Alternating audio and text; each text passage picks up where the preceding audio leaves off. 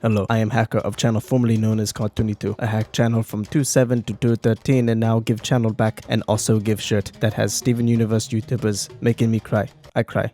I cry a lot. This is my accent for some reason. Shirt features Mikhail Williams and Halle Crater from Cartoon Universe, Ostruk Vux from the Rune Table, Mekat Woodward, Skiwood Wang, Roses Universe, Sleaze of Otaku, Swiggy Thunder, Fictional Christios, Ikem Lewison, Kitsune Zatsuku, and me. I cry. Very sorry. Art by Kasuni Zakolo. Can support Kasuni Zakolo by going to Redbubble, getting phone case, wall art, mug, bag, sticker, or card. Should available till March 7th. Please buy and enjoy video while I look for job. Hey everyone, this is Haley from Cartooners, and today I'm going to be talking about the newest episode of Star vs. Force of Evil, and I'm going to be doing a secrets analysis with Michael, as usual. Hello, hello. So this was a pretty interesting episode. I really liked it. I enjoyed pretty much, the ending was very sad, but... yeah, my heart is broken.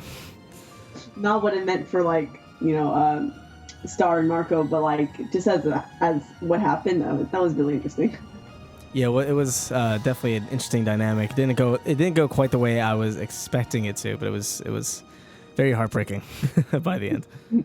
Yeah, so this of course gives us more information of how things that happened in the finale are going to how it's gonna happen, play out now. But we'll get to that later. So let's start off with the beginning of the episode.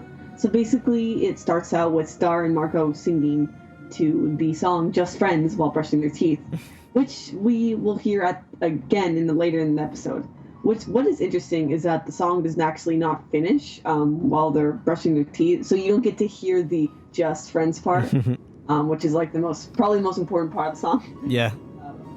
For their to what symbolizes their relationship, I guess. But we also get to hear Marco say, "Star, you're my best friend," which we will also hear later. So it's a bunch of parallels to the beginning of the episode to the end, and of course, Star at the beginning is totally different, what she's thinking or her emotional state than in the end. So it's really interesting to see how much changes in the short period of time between them. Yeah, and a lot of that was because she was. I guess we can kind of talk about this later, but I feel like she was sort of the reason she was so excited in the beginning was because she was it seemed as if she was trying to manipulate the situation low-key, but because she doesn't, obviously she wants to be with Marco, she's very jealous of Marco and Jackie, so I guess she was trying to kind of sabotage their relationship.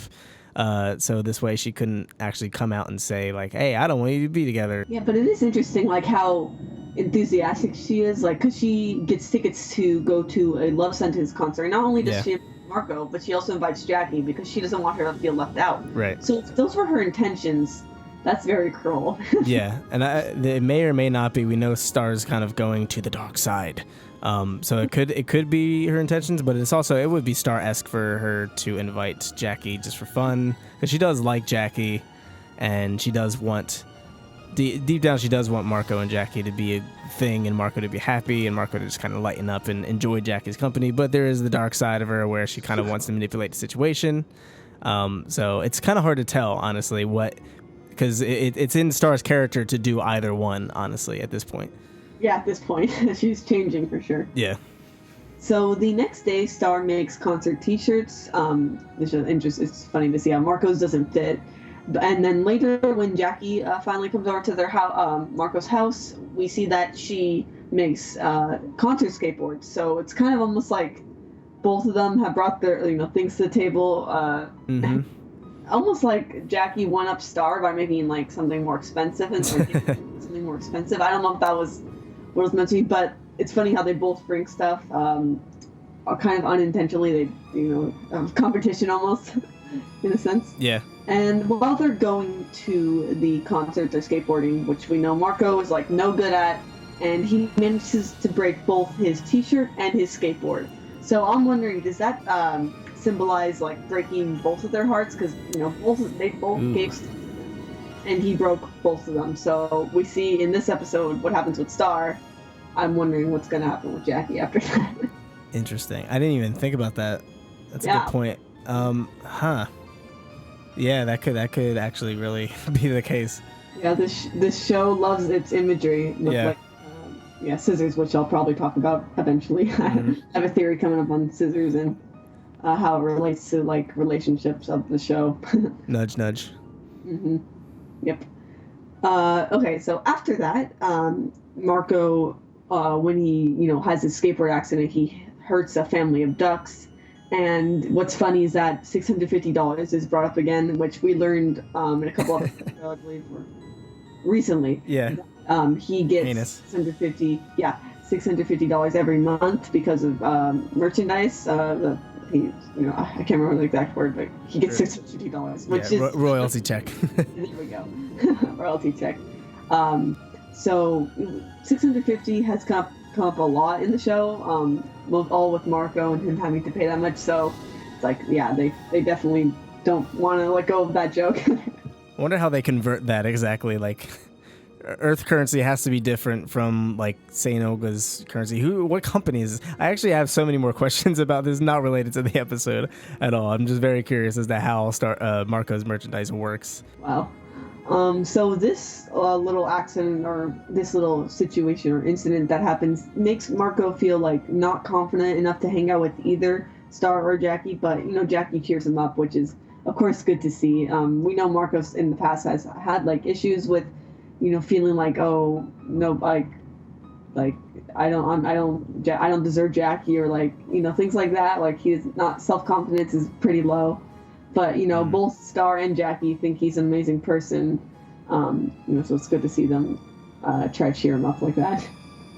Yeah, like, so you brought this up in the Discord a little while ago, but I'm like, I kind of agree. A lot of people are like, why is Marco acting the same after he lived 16 years in Hekapu's dimension as a warrior? Like, that's a long time to just kind of drop it and just go back to being normal, awkward teenage Marco. Like, he was super confident, super smooth. He was a thug. He was rolling on a motorcycle. Like, it was complete 180, and now we're just back to normal. And I was expecting that. I wasn't expecting him to necessarily act different, because it is a cartoon. But like, I figured, I don't know, there'd be a little bit of a difference there, or acknowledgement. So so you're saying like that, like, no, he's totally back to normal, or that's what it seems like so far. That might come into play later. I just find it weird from like a character standpoint to live out 16 years, over a decade and a half, as in Hekapu's dimension, hunting down these illusions of Hekapu in a fiery hellscape, and just going back to normal like a week later. Yeah, it should have been very traumatizing, but I guess trooper. Yeah. And he's back to normal. So they finally arrive at the Love Sentence concert, and they all end up dancing together, and Marco and Star even sing together.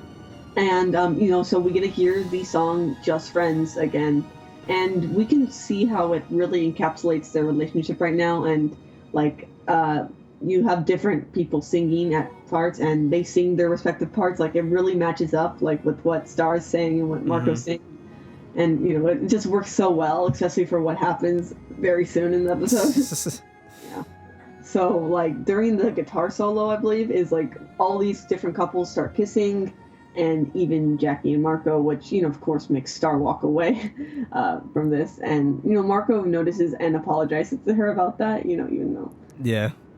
She became the third wheel. Yeah, pretty much. I don't think she was expecting that. I don't, for some reason, I guess, but... I think that should have been expected at some point. Yeah. So we once again hear Marco say that he thinks of Star as, a really good friend, which probably hurts a lot more this time than it did, in the beginning of the episode. Yeah, it's reiterating. Mm-hmm. So she, then he goes back to Jackie and they kiss again, and then the song Too Little Too Late starts playing, which, of course, of all moments, I guess. Yeah. Oh God. Yeah, right. And Star walks out of the concert, and she uses green magic to destroy something, which is not good. Dark magic.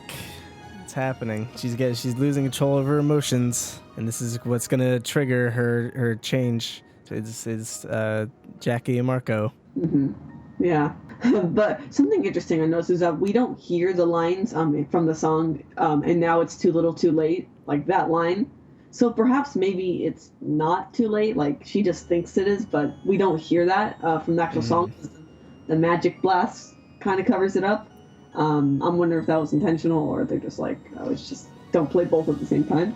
Yeah, you could interpret that a number of ways. I'm just really impressed that they brought that back, like how all came full circle, and that song actually ended up meaning something in the future. That was like pretty crazy. I'm also curious as to how no one noticed that billboard blast. Like, surely I don't know. Maybe Marco was too busy like kissing Jackie to notice that was green dark magic from Star's wand. So he just figured there was some type of weird terrorist attack or something. Yeah, so that pretty much ends like the episode there. But of course, we still have like questions like, what does this mean for fans of Starco? It's like it's at this point it doesn't seem good, but we always have hope there, and we have evidence that it still probably will happen. But what do you think about Starco at this moment? Yeah, I mean, it's still gonna happen. There's almost no way it's not gonna. By the end of this series, that's what it's kind of leading up to. But it's still, whether it does or not, it's still very sad to watch Star go through that, because it's like I feel her pain, and that music didn't help. Definitely. So what was interesting is that instead of Jackie feeling left out, we got both moments of Star and Marco feeling left out at separate moments. Yeah, I didn't even realize that either. Yeah, so it's like Jackie was the only one comfortable the entire time. and that's totally in her character. Yeah. Just always play it cool and stuff, and just be amazing at all times. Yep. But, yeah. So instead, we get them both feeling bad. So this brings up the question: how will these emotions carry over into the finale? Now that we've seen this episode, the 30-second clip we got, or promo we got for the finale. Some things do make a little more sense, I'd say. Most of it actually no, because we have a lot of stuff dealing with Star's mom. So that this episode didn't give us any clues there, really. Yeah. But, maybe Star is definitely gonna be mad, probably mad at Marco, maybe for this reason, from what happened in this episode, or it could just be something else, I guess, that happened. I don't know, that's pretty tough, because like she's mad at Marco, but she's not mad at Marco, if that makes sense. Like, she's mad at the situation more so than Marco the person, because Marco didn't technically do it. I mean, he kind of left her out for a second, but he did immediately apologize, walk all the way down the bleachers or whatever. That sweat part was gross, by the way. He walked all the way down the bleachers and apologized, and I'm sure Star that's the thing, is like Star knows she can't actually be angry at anybody. I kind of mentioned that in my Star Turns Dark theory. Like, she can't actually redirect her anger towards Marco, because Marco is not doing anything wrong, and can't redirect her anger towards Jackie because Jackie's not doing anything wrong, and they're both good people. Like, they're not bad people. So she can only bottle it up more and more, and it's getting worse and worse, especially after this episode. So now her dark magic is eventually going to kind of lose control, it looks like. Yeah, definitely. So that's pretty much all I had. Did you have anything else? Yeah, we the Marco's dream. Officer Vox in the Discord kind of mentioned this. We added on to it a little bit, but apparently Star's wearing the same shirt or same outfit that she was in Marco's dream, which could be a coincidence because she has only like a few select outfits. So it might have just been the same outfit just because. But we also noticed this is actually the previous episode. I can't remember the name of it. The one with Otis, the possum. Marco is in a locker. He's like standing in the locker a lot like he is in the dream sequence where he's dead inside the locker. So I'm curious if like this signifies him turning to the monsters sooner than later, potentially. Who knows? But I think that's definitely possible. I think season is kind of all building up to the season 2 finale where things are just getting really insane and crazy and dark. And I think the finale is like going to end on a negative cliffhanger where just it's not. I don't think it's going to end well. I don't think it's going to be like the season 1 finale where it's like, okay, that was kind of rough, But the wand's broken. But I have the wand back. It's it's all good. It's kind of a gray area. I think it's just gonna be really bad for everyone. It's all bad. Yeah, that's what I think this is leading to. So is that all you had? Yeah, for the most part, I think we covered everything. Yeah. It was a really emotional episode, really sad, especially to see Star like smiling and like just blasting her dark magic. Like you can tell how much she's boiling and trying to be there for Marco at the same time. But yeah, it's a really good one. Yeah, I loved the songs in the episode. Just Friends was amazing, and also hearing Too Little Too Late again was also amazing. So catchy. Yeah, like all love sentence songs. Just I guess I like boy bands. I'm a fan. Yeah, see, everybody likes boy bands. So next week on Monday is the 2-part season finale, which is going to be huge. 2 22-minute episodes back to back, I believe. So for like an hour-long special, and that is going to be Face the Music first, and then Star Crush. So look forward to those very soon. Hype. Yeah, right. So I think that pretty much covers it for this episode. It was, very interesting, as we said, and I'll see you next time. See ya.